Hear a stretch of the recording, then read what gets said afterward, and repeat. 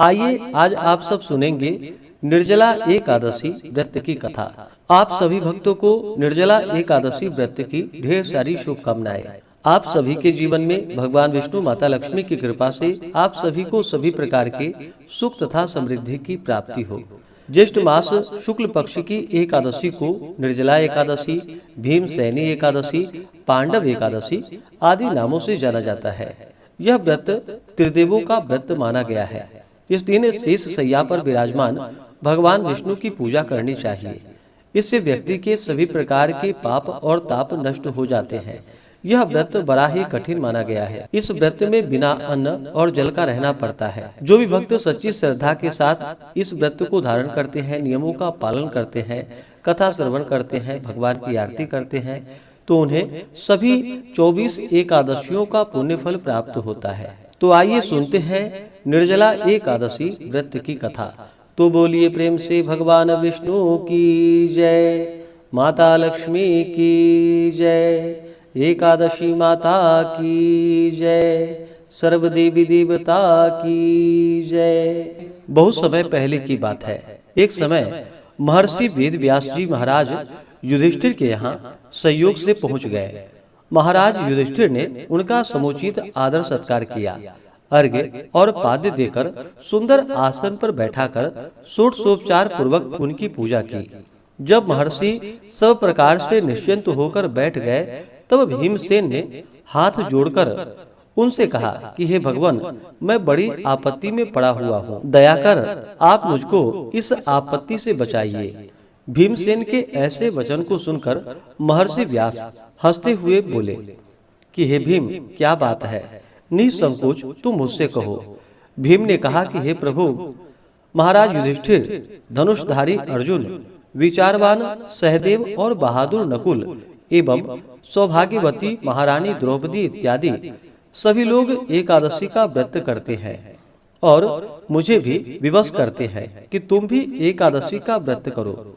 महाराज, आप तो जानते ही हैं कि भीमसेन का जीवन अन्न पर ही आश्रित है। एक दिन भोजन न करने की बात तो अत्यंत दुष्कर है। एक क्षण भी बिना खाए नहीं रह सकता। तब आप ही बतलाइए कि किस प्रकार यह मेरा धर्म संकट दूर हो। भीमसेन के ऐसे वचन को सुनकर व्यास जी ने कहा, मानव धर्म की संपूर्ण कथा मैं तुमको सुना चुका हूँ। साथ ही वैदिक धर्म की कथा भी तुम्हें सुना चुका हूँ और यह भी बतलाया और समझाया है कि कली काल में वे समस्त धर्म कार्य करना असंभव नहीं तो कठिन और दुष्कर तो जरूर है। अस्तु मानव जीवन के कल्याण के निमित्त मास मास की कृष्ण पक्ष एवं शुक्ल पक्ष की एकादशियों का व्रत अवश्य ही करनी चाहिए। बिना इन व्रतों को धारण किए प्राणी मात्र का कल्याण नहीं होता है। महर्षि व्यास के ऐसे वचन को सुनकर भीमसेन अपनी धर्म भीरुता के कारण बेत के समान कांपने लगे और अत्यंत ही भयभीत होकर बोले कि हे प्रभु, यह तो ठीक है, परंतु व्रत का रखना और भूखा रहना तो मुझे मृत्यु से बढ़कर है, सो भी हर महीने में 2 बार। हे भगवान, अब आप कोई ऐसा व्रत बतलाइए कि जिसमें ज्यों त्यों कर एक दिन भूखा रहकर ही मैं पापों से मुक्त हो जाऊं। भीमसेन के ऐसे वचन को सुनकर महर्षि वेद व्यास जी ने कहा, अच्छी बात है, मैं तुम्हें व्रत बतलाता हूँ, उसको करो। इस एक ही व्रत का पुण्य फल मास मास की समस्त एकादशियों से बढ़कर होगा। महर्षि के ऐसे वचन सुनकर भीमसेन प्रसन्न हो गए और हाथ जोड़कर कहा कि प्रभु, कहिए और शीघ्र कहिए कि वह कौन सा व्रत है। महर्षि जी ने कहा कि यह व्रत ज्येष्ठ मास के शुक्ल पक्ष की निर्जला एकादशी का है। तुम श्रद्धा भक्ति सहित दशमी को सोते समय भगवान को प्रणाम कर उनकी मानसिक पूजा करो और हाथ जोड़कर अपने मन में इस प्रकार संकल्प करो कि हे प्रभु, कल मैं ज्येष्ठ मास के शुक्ल पक्ष की निर्जला एकादशी का व्रत करूंगा। मुझे शक्ति दो, मैं अपने व्रत को पूर्ण कर सकूं। इस प्रकार प्रार्थना कर दूसरे दिन निर्जला एकादशी का दिन होगा। उस दिन बिना खाए पिए निराहार और निर्जल रहो। यहाँ तक कि आचमन इत्यादि में भी जल ग्रहण न करो। इस व्रत के प्रभाव से स्त्री हो अथवा पुरुष सभी के मंदराचल जैसे भीषण और महान पाप भी अवश्य ही नष्ट हो जाते हैं। इस व्रत में गोदान का बड़ा महत्व है, अर्थात गोदान अवश्य करनी चाहिए। यदि कोई गोदान देने की सामर्थ्य न रखता हो तो उसे तांबा, पीतल या मिट्टी का पानी भरा हुआ घड़ा, उसमें थोड़ा सा सोना छोड़कर और उसे नवीन वस्त्र में लपेटकर ब्राह्मण को श्रद्धा और भक्ति पूर्वक दान करना चाहिए। इस प्रकार जलदान देने एवं स्वयं व्रत समाप्ति तक जल न ग्रहण करने वाले प्राणियों को एक एक क्षण में कोटि कोटि गोदान का पुण्य फल प्राप्त होता है। उस दिन यह कार्य अर्थात यज्ञ, दान एवं जपादि कार्य करने को अक्षय फल की प्राप्ति होती है। इस प्रकार श्री कृष्ण जी ने स्वयं कहा है, अतः फिर दूसरा पुण्य कार्य करने की क्या आवश्यकता है। विष्णु लोक की प्राप्ति इसी निर्जला व्रत के ही द्वारा हो सकती है। इस दिन फलाहार करना चाहिए। अन्न खाने वाले की अनेकों प्रकार की दुर्दशाएं होती है और वे चांडाल स्वरूप समझे जाते हैं। इस व्रत के प्रभाव से चोर, गुरुद्वेषी एवं हर प्रकार के पापियों का उद्धार हो जाता है। श्रद्धालु स्त्री एवं पुरुषों को विशेष कर्तव्य उनका यह है कि शेष शैया पर स्थित श्री विष्णु भगवान की भक्ति पूर्वक पूजा एवं धेनु दान तथा ब्राह्मणों को मिष्ठान का भोजन कराकर दक्षिणा देकर संतुष्ट करना चाहिए। निर्जला व्रत रखने वाले को गौ, वस्त्र, छत्र, शैया, कमंडलू आदि वस्तुओं का प्रेम पूर्वक भक्ति सहित दान करना चाहिए। उपाहन दान करने से स्वर्ग गमन के हेतु स्वर्ण विभूषित रथ प्राप्त होता है और जो इसको भक्ति पूर्वक श्रवण करता है तथा कीर्तन इत्यादि करके रात्रि जागरण करते हैं, वे मनुष्य बिना विघ्न स्वर्ग को प्राप्त होते हैं।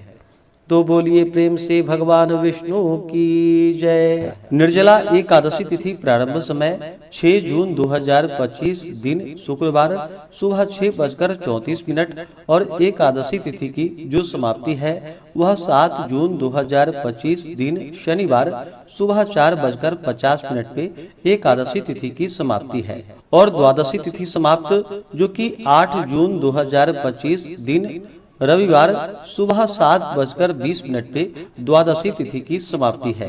वैष्णवों को द्वादशी युक्त एकादशी का व्रत धारण करना चाहिए। ऐसे में इस बार एकादशी का व्रत 2 दिन पर रहा है। 6 जून को अस्मार्थ के लिए जो कि एकादशी का व्रत है और 7 जून को वैष्णवों के लिए एकादशी का व्रत धारण किया जाएगा। एकादशी व्रत पारण के लिए बतलाया गया है कि हरिवासर समाप्त होने के बाद व्रत का पारण करना चाहिए और द्वादशी में करनी चाहिए। 7 जून को हरिवासर समाप्त होने का समय सुबह 11:28 पे हरिवासर समाप्त होगा।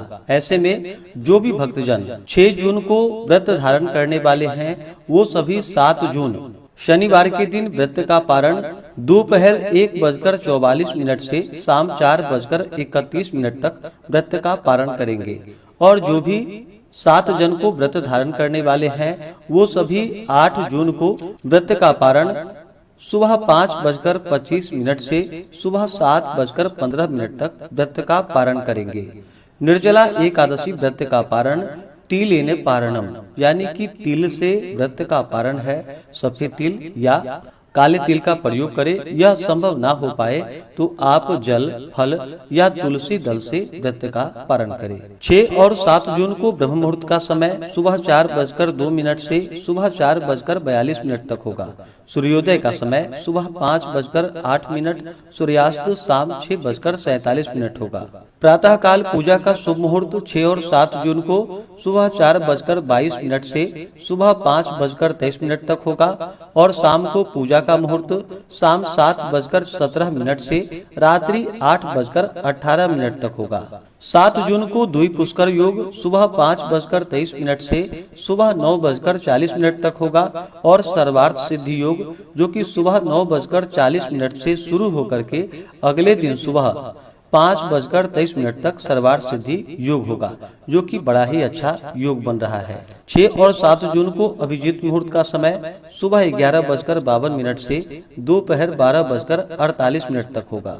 6 जून को राहु काल का समय सुबह 10:11 से सुबह 11:56 तक होगा।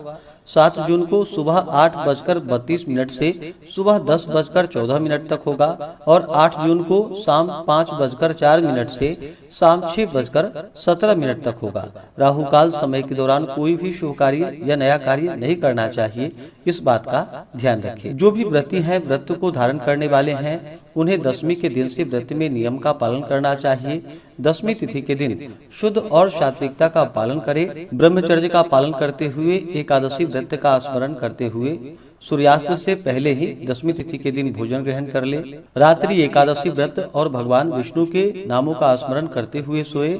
सुबह ब्रह्म मुहूर्त में उठ करके नित्य क्रियाओं से निवृत्त होकर के गंगा नदी में या घर के नहाने के पानी में ही थोड़ा सा गंगा जल मिला करके स्नान आदि का कार्य करना चाहिए। शुद्ध वस्त्र धारण करके व्रती को व्रत का संकल्प लेना चाहिए कि आज मैं निर्जला व्रत धारण करूंगा, और फिर दिन रात्रि अन्न और जल दोनों का त्याग करके व्रत को धारण करना चाहिए। भगवान विष्णु का, माता लक्ष्मी का पूरे विधि विधान के साथ पूजन करना चाहिए। इनका गंध पुष्प धूप दीप आदि से पूजन करें। भगवान को तुलसी दल अर्पित करें, काले तिल चढ़ाएं। नैवेद्य में दूध से बने हुए वस्तु, अभी के मौसम में मिलने वाले ऋतु फल आदि का भोग लगाए। विशेष करके इस दिन भगवान को ककड़ी का भोग लगाए। जल से आचमनी करवाएं। मुख शुद्धि के लिए पान पत्र, सुपारी, लौंग इलायची के साथ में अर्पित करें। इस प्रकार करके एकादशी की रात्रि जागरण करते हुए समय को व्यतीत करना चाहिए। इस प्रकार भगवान का पूजन करें। एकादशी व्रत का कथा श्रवण करें, भगवान की आरती करें। इस दौरान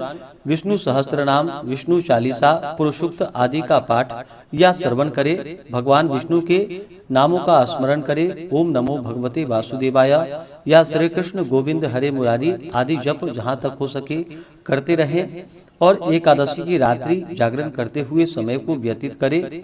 द्वादशी की सुबह उठ करके स्नान करके शुद्ध वस्त्र धारण करके भगवान का पूजन और आरती कर ले। ब्राह्मणों को भोजन करवाए, ब्राह्मणों को दान और दक्षिणा दे। समय के अनुसार फिर व्रत का पारण करना चाहिए। इससे व्यक्ति के सभी प्रकार के ताप और पाप नष्ट होते हैं तथा भगवान विष्णु की विशेष कृपा प्राप्त होती है।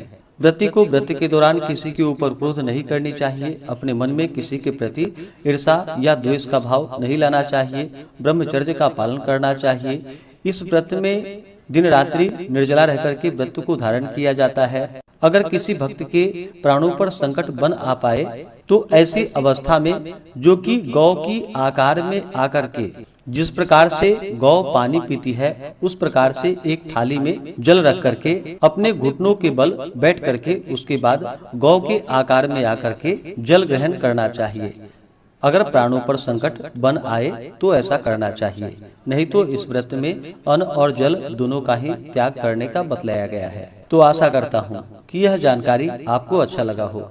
इसी प्रकार से ज्ञानवर्धक जानकारियाँ प्राप्त करते रहने के लिए, व्रत पूजा के बारे में जानने के लिए, कथा को सुनने के लिए चैनल पे अगर आप पहली बार आए हैं तो चैनल को लाल बटन दबा करके सब्सक्राइब करें। साथ में बेल आइकन घंटी को दबाएं ताकि आने वाली वीडियो का नोटिफिकेशन आपको समय से मिलता रहे। वीडियो को लाइक करें, शेयर करें। सुखी रहें और स्वस्थ रहें। जय श्री राधे।